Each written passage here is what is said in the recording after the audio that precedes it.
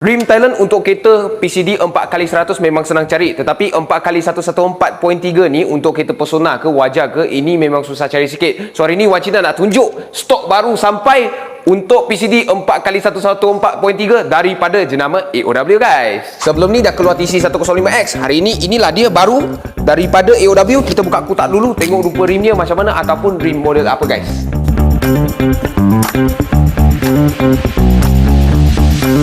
Inilah dia TE37 PCD 4x114.3 yang dinantikan oleh korang guys. Okey, kereta Persona Wajar ke ataupun banyak-banyak lagi kereta yang pakai PCD yang macam ni, bolehlah pakai TE37 AOW sekarang. Okey, so AOW dah keluarkan model 114.3 untuk kereta korang sebab banyak orang cari juga. Spek di depan Wan Cina ni adalah 15x7 offset 35. Dia adalah rim performing, memang dia ringan dengan juga tahan. Nanti kita timbang berat dia, tapi kita boleh nampak depan Wan Cina ni dia warna bronze. Warna dia adalah bronze two tone. Kita nampak warna dia depan mata memang nampak beza dia, tetapi kalau tunjuk depan video memang susah sikit lah.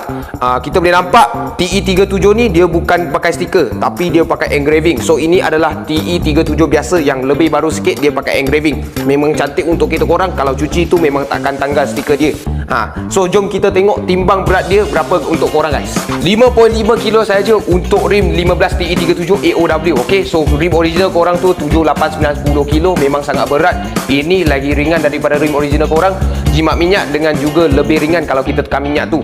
Kalau untuk EK9 ke ataupun kaki-kaki Honda yang pakai PCD nak performance, bolehlah ambil rim ini. So itu saja untuk berikan ni. Kalau korang suka berikan ni, tolong like, share dan komen ke bawah apa yang korang nak tengok seterusnya. Macam biasa, cari rim, cari Wan Cina. Thank you guys.